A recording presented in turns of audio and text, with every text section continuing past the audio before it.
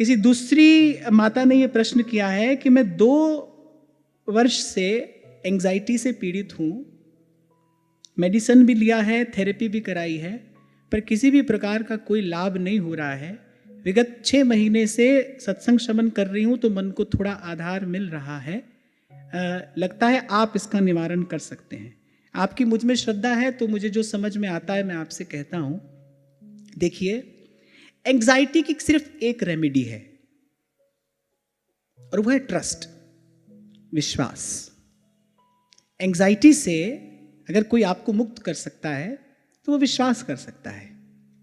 अब दूसरी बात यहां पर ये है, अगर आप यहां किसी का विश्वास करेंगे, मान लो आपने यहां किसी पर विश्वास किया, या आपको लगता है कि धन से हमारा काम चल जाएगा या किसी विशेष व्यवस्था से हमारा काम चल जाएगा, माने यदि आपने संसार पर विश्वास किया, फिर आप ये स्मरण रखना कि that will be a temporary solution, क्योंकि यहां की हर स्थिति टेम्परेरी है। आपने किसी व्यक्ति पर विश्वास किया तो व्यक्ति पता नहीं आज है कल हो ना हो, आपने किसी स्थिति पर विश्वास किया तो वो स्थिति आज जैसी है कल वैसी नहीं रहेगी। तो यहां अगर आपने विश्वास किया तो ध्यान रखना कि फिर वो टेम्परेरी सॉल्यूशन होगा। परमानेंट सॉल्यूशन क्या है? परमानेंट सॉल्यूशन है भगवान पर विश्वास। अब आप हमसे ये पूछो कि भाई हम खूब सुनते हैं समझते हैं, पर जैसा विश्वास भगवान पर होना चाहिए वैसा विश्वास नहीं होता। कैसे हो भगवान पर पूरा पूरा विश्वास? भगवान पर पूरा पूरा विश्वास हो, इसके लिए जीवन में चाहिए संत, इसके लिए जीवन में चाहिए सत्संग। क्यों नहीं होता भगवान पर पूरा विश्वास? खूब सुनते हैं, खूब समझते हैं, सुन समझ कर भी भगवान पर विश्वास नहीं होता। क्यों नहीं होता? इसका कारण ढूंढना चाहिए। इसका कारण क्या है? विरोधी तत्व क्या है इसमें बाधक तत्व क्या है? कौन नहीं होने देता भगवान पर विश्वास? जो संसार पर हमारा विश्वास है ना, वो हमारा भगवान पर पूरा पूरा विश्वास नहीं होने देता।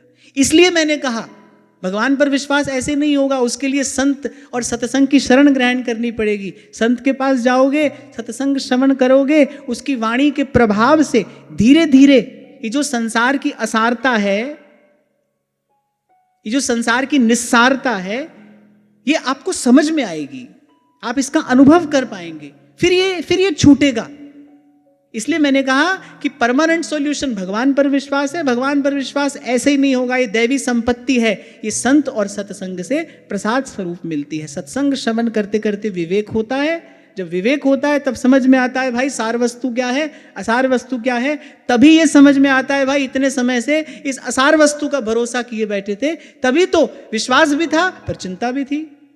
सबको कहीं ना कहीं किसी ना किसी पर विश्वास भी है, पर लेकिन उसके साथ साथ भय भी है, चिंता भी है। इसका कारण यही है कि भाई संसार का जो विश्वास है, एक तो मैंने कहा वो टेम्परेरी है, अस्थिर है, और दूसरा वो पूर्ण रूपेण भय और चिंता का निवारण करने में समर्थ भी नहीं है। पर जो आपने प्रश्न पूछा एंजाइटी का सॉल्यूशन, एंजाइटी की रेमेडी सिर्फ ट्रस्ट है, विश्वास। और मैंने दोनों स्थितियां आपको बता दी।